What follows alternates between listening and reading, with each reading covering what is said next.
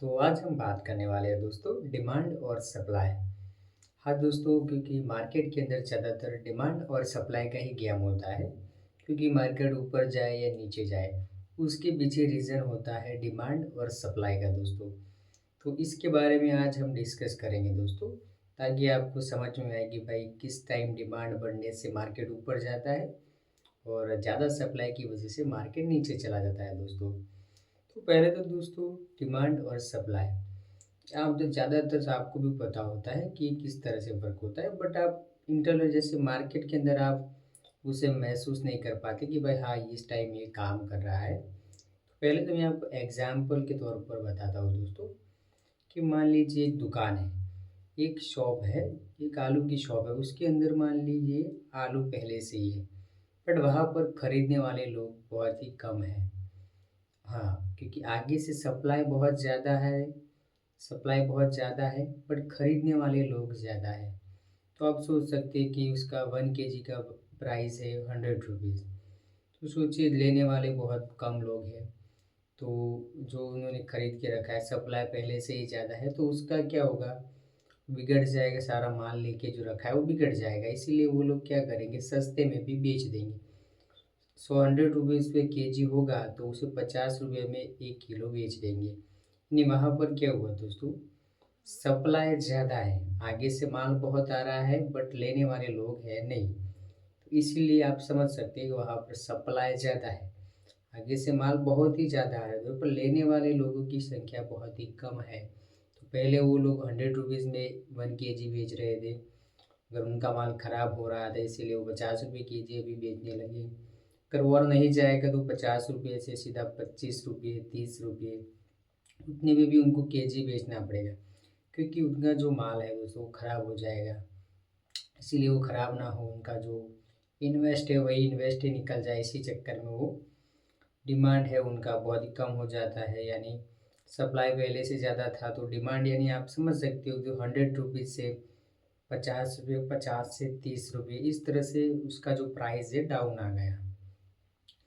Down होने का कारण है कि ये दोस्तों डिमांड बहुत कम है, ऊपर से सप्लाई ज़्यादा है। माल ऊपर से बहुत आ रहा है पर लेने वाले लोग हैं नहीं। तो यहाँ पर दोस्तों सप्लाई की वजह से मार्केट डाउन में आ गया। अब हम बात करते हैं डिमांड के बारे में दोस्तों। तो मार्केट के अंदर डिमांड की वजह से मार्केट ऊपर जाता है दोस्तों। आपको मालूम होगा कि अगर किसी भी शॉप में अगर किसी कोई चीज़ की ज़्यादा डिमांड होती है, तो उसी चीज़ का प्राइस बहुत बढ़ जाता है। फॉर एग्ज़ाम्पल हम देखेंगे कि एक शॉप है जिसके अंदर आलू मिल रहे हैं, तो आलू पहले से वहाँ पर है, बट उसी चीज़ के अंदर सप्लाई बहुत कम है दोस्तों। आगे से माल आ नहीं रहा शॉप में, पहले से जो आलू पड़े हैं वो है, और लेने वाले लोगों की संख्या बहुत ही ज़्यादा है। मान लीजिए सप्लाई कम है और डिमांड बहुत ज़्यादा है, यानी लोग लेने वाले बहुत है, इसी वजह से जो आलू है 1 केजी का 100 रुपीज़ है।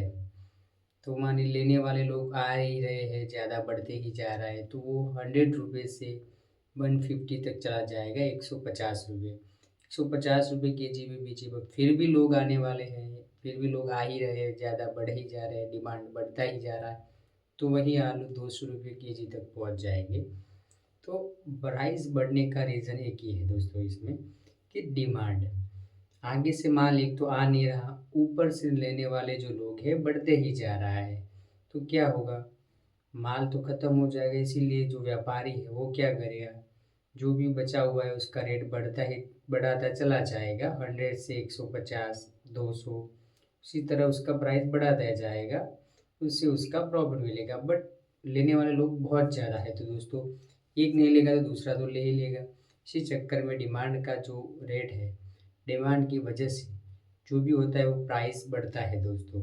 तो मैंने जो एग्ज़ाम्पल आपको दिया सप्लाई और डिमांड, तो दोनों का कॉम्बिनेशन में आपको डायरेक्ट बता देता हूँ दोस्तों।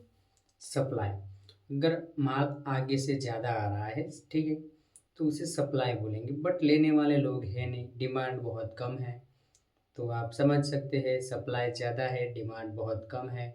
तो सप्लाई ज़्यादा है, इसकी वजह से उसका प्राइस गिर सकता है दोस्तों। सेम दूसरी कंडीशन में है, सप्लाई बहुत ही कम है, ऊपर से मांग ज़्यादा है, डिमांड बहुत ज़्यादा है, कस्टमर्स उसकी डिमांड लेके आ ही रहे हैं। तो उसमें क्या होगा, डिमांड बहुत ज़्यादा है, ऊपर से सप्लाई बहुत कम है, इसी वजह से इसका रेट बढ़ जाएगा। तो सेम कंडीशन दोस्तों मार्केट में भी होती है। किसी स्टॉक के अंदर बात करें हम रिलायंस की, तो रिलायंस के अंदर उसकी शेयर्स की प्राइस जो भी चल रही है 2000, करंट अगर 2000 चल रहा है, तो उसमें अगर लेने वाले लोगों की संख्या ज़्यादा है, शेयर खरीदने वाले, तो उसी का प्राइस ऊपर चला जाएगा। अगर वहाँ पर शॉर्ट सेलिंग बेचने वाले लोग ज़्यादा है, तो उसका प्राइस नीचे चला जाएगा दोस्तों। तो ऑल ओवर जो गेम है डिमांड और सप्लाई, अगर उसकी सप्लाई ज़्यादा हो जाएगा दोस्तों, तो डिमांड बहुत कम हो जाता है, जिसकी वजह से मार्केट डाउन में आ जाता है। दूसरी कंडीशन, सप्लाई बहुत कम है, ऊपर से डिमांड बहुत ज़्यादा है, जिसकी वजह से 100 से 150, 150 से 200, कि वहाँ पर लेने वाले लोग बहुत ज़्यादा है, वो प्राइस बढ़ा ही जाएगा, बट लेने वाले तो लेंगे ही दोस्तों। तो ये ऑल ओवर स्टॉक मार्केट का एक गेम है दोस्तों। इसी वजह से मार्केट में अप एंड डाउन मूवमेंट होता है। ज़्यादातर जो अदर कंट्रीज़ होती है, एक देश से एक कंट्री से दूसरे कंट्रीज़ में जो माल एक्सपोर्ट होता है, जिसे हिंदी में आयात और निर्यात, हम जो आयात एक कंट्री से अपनी कंट्री में आयात करते हैं, उसका भी जो इफ़ेक्ट है मार्केट में होता है, और हम अपनी कंट्री से दूसरी कंट्री में जो निकास करते हैं, वो भी उसका जो इफ़ेक्ट है वो मार्केट में होता है दोस्तों। आई होप जो मैंने आपको बेसिक इंफॉर्मेशन बताई डिमांड और सप्लाई की, तो वीडियो अगर आपको अच्छी लगी हो दोस्तों, लाइक करें, शेयर करें और मेरे चैनल को सब्सक्राइब करना मत भूलिए दोस्तों। मिलते हैं नेक्स्ट वीडियो में।